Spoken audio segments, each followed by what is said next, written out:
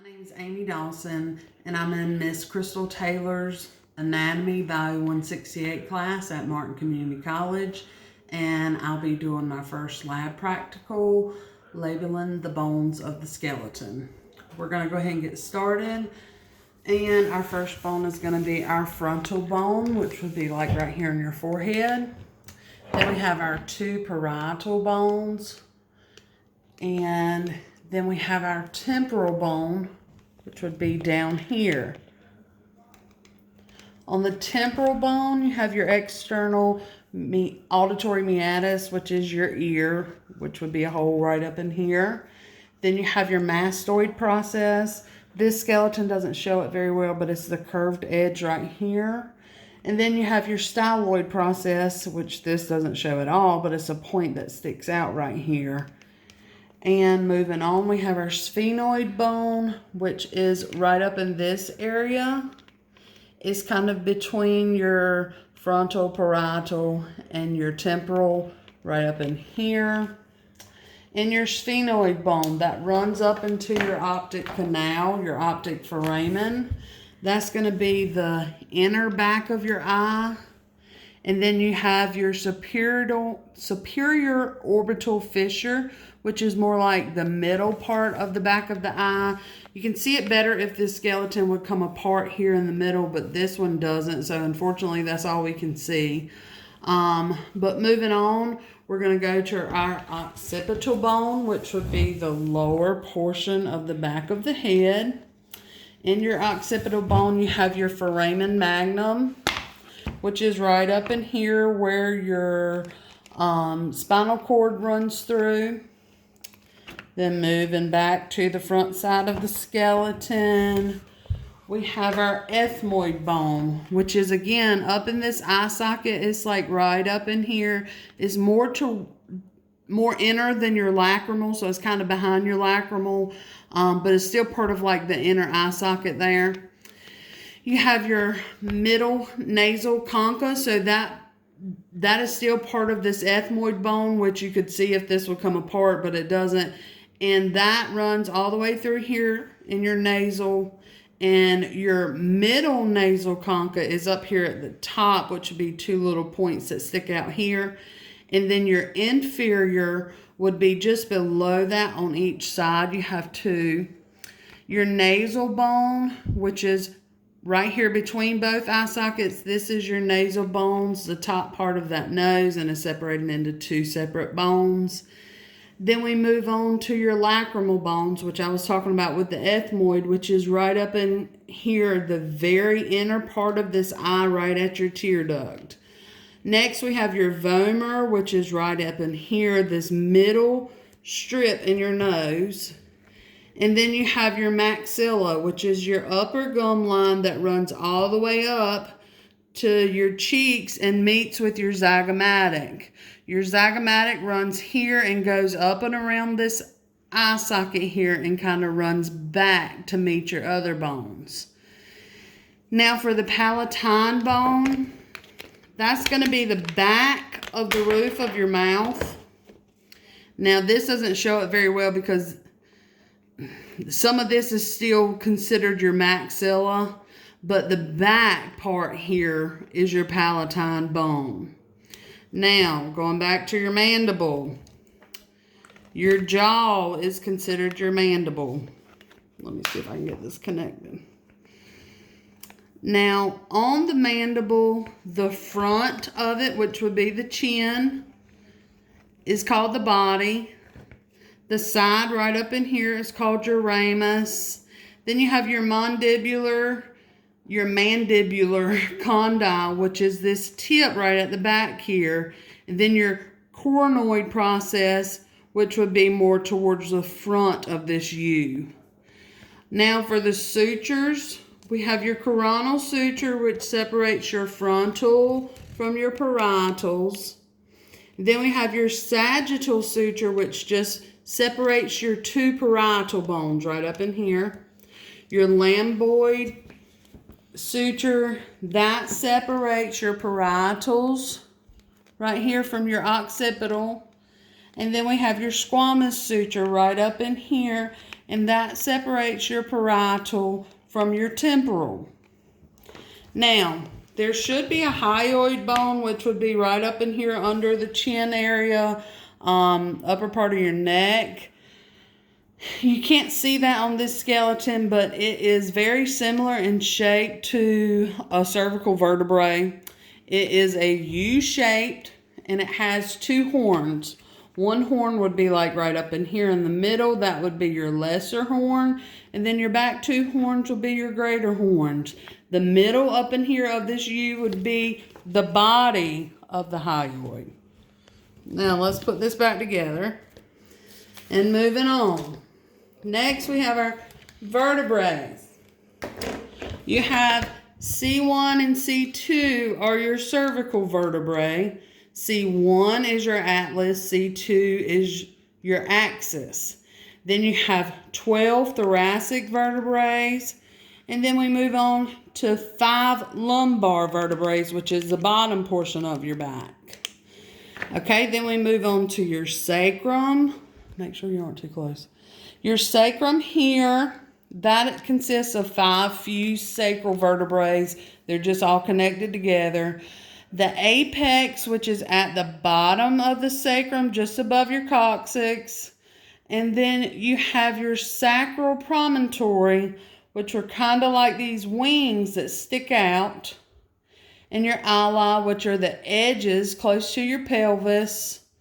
And then you have your auricular surface, which is at your sacroiliac joint.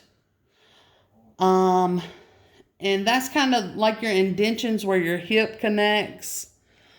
Okay, and then at the very tip of that sacrum, you have your coccyx. So now we're going to flip on over to our ribs.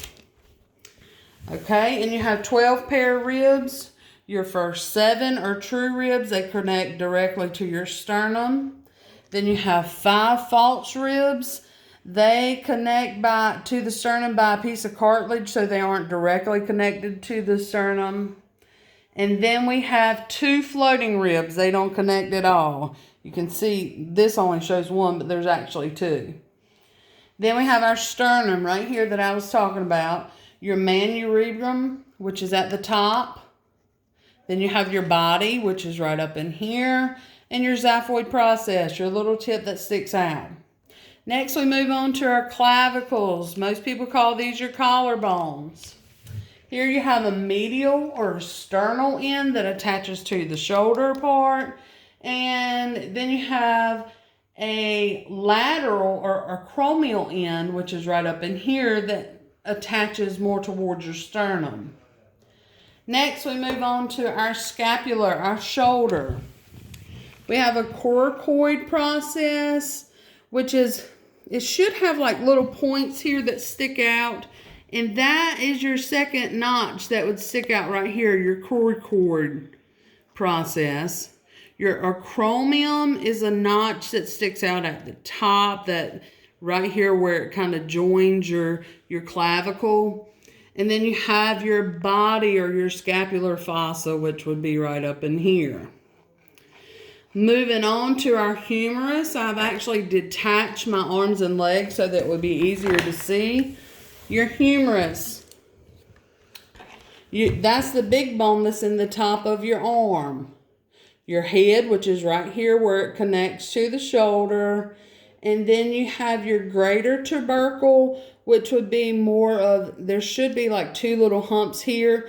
One sticks out further than the other. That would be your greater, the larger knot. And then your lesser would be kind of down a little bit. Your condyle, which is down here towards your elbow. And that is kind of like your U that connects to your ulna. I'm sorry, your coronoid fossa would be what connects to your ulna. Your condyle would be more of like your outer notches here that kind of cover where the ulna goes up in there.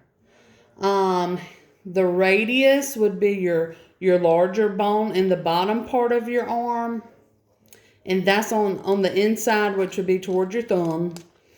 And, of course, the head would be right up at your elbow, right here.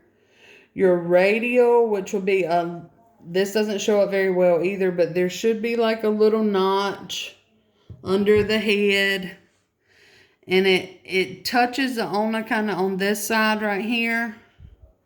And then you have your styloid process, which is a tip down here close to the wrist. And you have your, okay, that would be all for your radius. Moving on to your ulna, which would be the smaller bone towards you on the outside by your pinky. Your cornoid process for this would be your top part at the elbow. And your styloid process would be your tip, that little point that sticks out at the bottom of your wrist. Now we're going to move down to our carpals. These are the little bones that are back here before you get to your metacarpals and phalanges. So the pisiform is on the side by the pinky, which will be right here. Then you have your scaphoid, which is on the opposite side by the thumb. And the lunate, which is right here in the middle. Moving on to our metacarpals. That's at the very bottom of your fingers that connects to your joints that where it bends, right on the top of your hand. And you have 5 of them. Then we have phalanges, which are actually the fingers.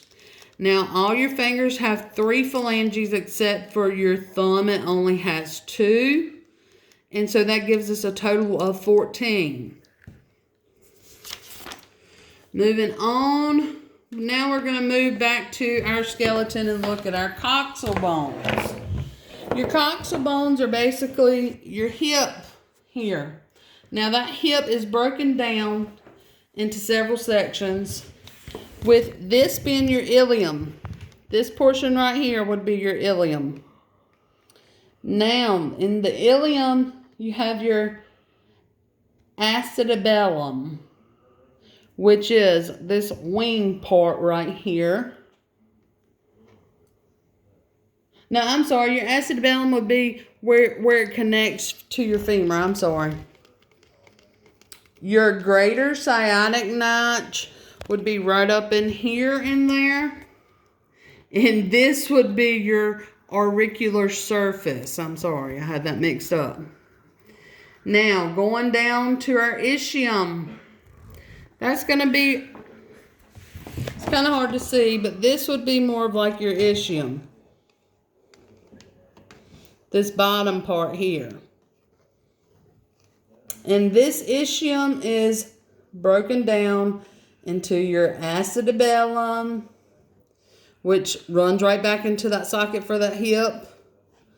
And then you have your obturator, foramen, which is this hole. Now we're going to move on to our pubis, which is right up in here. And in this, that's broken down also into your obturator foramen, and that's the hole at the bottom.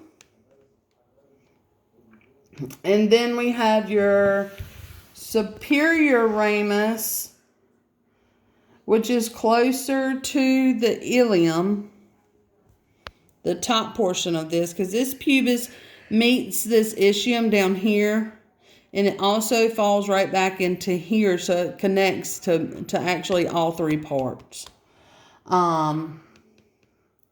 Your inferior ramus, which would be close to the middle. And then we're going to move on to our femur.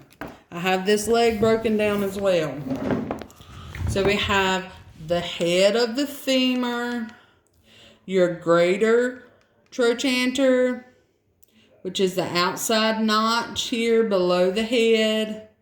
Then we're going to move on to our patella. Now this This skeleton doesn't actually show a patella, but of course that is your kneecap right here. Now, the base of the knee is the top, and the apex of the knee is more the bottom. For the tibia, that is the larger bone in the bottom part of your leg. For your tibial tuberosity, that is right under your patella.